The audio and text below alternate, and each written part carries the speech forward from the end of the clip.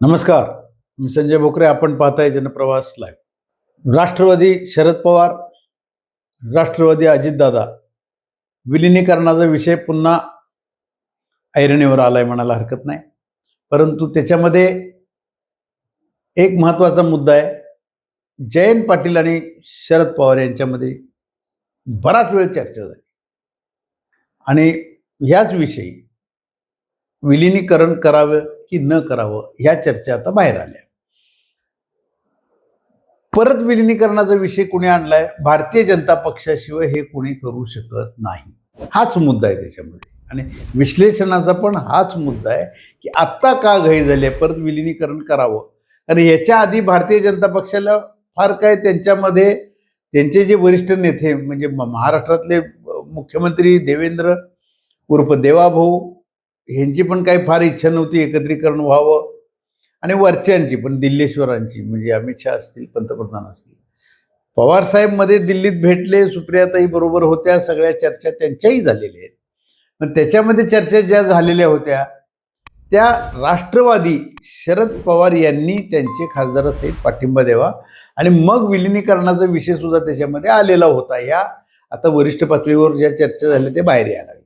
मग त्याच परत आता जोर धरलाय का? पण त्याच्यासाठी काय झालंय, राहुल गांधींचं वादळमध्ये आलंय. वातावरण जे जेनझीचा जो विषय आहे आता तो फार आता ताजा आहे.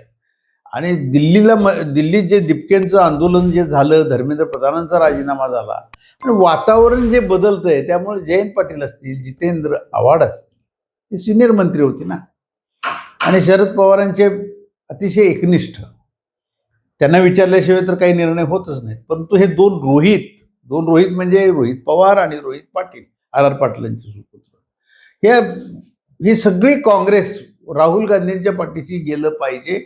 आता राहुल गांधींचं आपल्याला हे वादळ आहे, जे वलय आहे, आता ह्याच्या मागच आपल्याला राहायला पाहिजे आणि आपण आता निर्णय करू नये. कारण विलिनीकरण हा विषय केला की पार्थ पवार, सुनेत्राताई हे सगळे आता भाजपकडे आलेले आहेत आणि भाजपचीच ताकद आहे. भाजप त्यांच्या सपोर्टेड आहे आणि पार्थ पवारांना सुद्धा विलिनीकरण नको आहे. बाकीच्या चर्चा करतील ते पवार साहेबांच्याकडे जाऊन आले, पण जाऊन आले याचा अर्थ विलिनीकरणाचाच विषय होता का? तर अजिबात नव्हताच. तो असता तर आतापर्यंत चर्चा झाली असती? नाहीच. त्याच्यात प्रफुल्ल पटेल आणि तटकरे यांच्याविषयीच्या तक्रारीबद्दलच्या चर्चा झाल्या, हे उडत बाहेर आलं. परंतु बाकीचेही विषय असतील त्यांचे, कुटुंब मोठं आहे त्यांचं. परंतु आज विषय विश्लेषणाचा मी घेतलाय तो हा आहे की विलिनीकरण होणार का? तर ते होणार नाही आहे.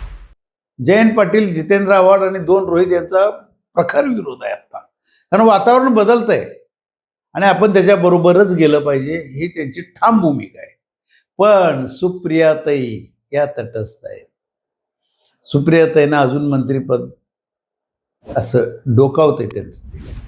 ते कुठंतरी मंत्रिपद ते त्यांना पंतप्रधान अमित शहा यांनी ते सांगितलेलं आहे की चांगलं खातं मिळेल. सुप्रियाताई आत्ता जर का पवार साहेबांनी जर का भारतीय जनता पक्षाच्या या वरिष्ठ नेत्यांची ऑफर स्वीकारली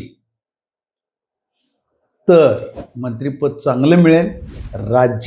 राज्य मंत्रिमंडळात सुद्धा त्यांना चांगली मंत्रिपद 1-2 मिळू शकतात.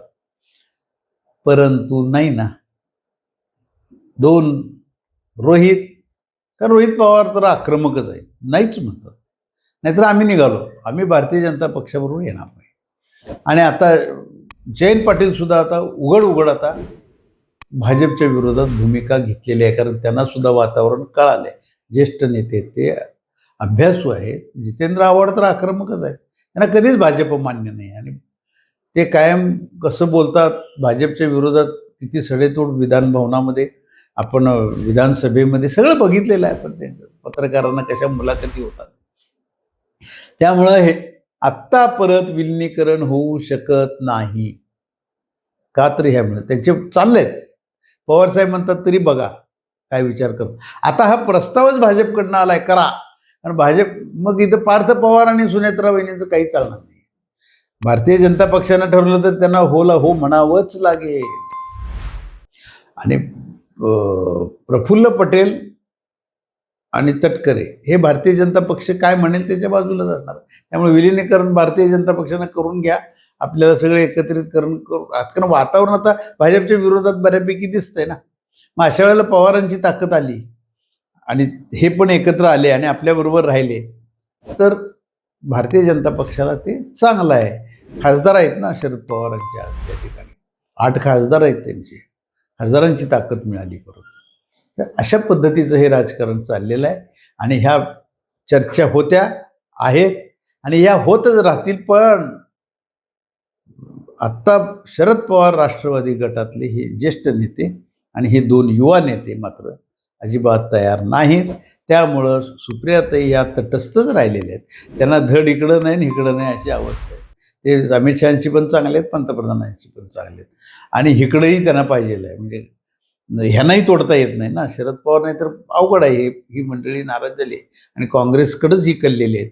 काँग्रेसला दुखवून आता पवार साहेबांनाही चालणार नाही, कारण ही आपली माणसं तुटतील, घरचीच माणसं तुटतील. आणि त्यामुळं विलिनीकरण हा मुद्दा हा आता पुन्हा बाजूला पडलेला आहे म्हणायला हरकत नाही. आज इथंच थांबू, उद्या पुढच्या भागात.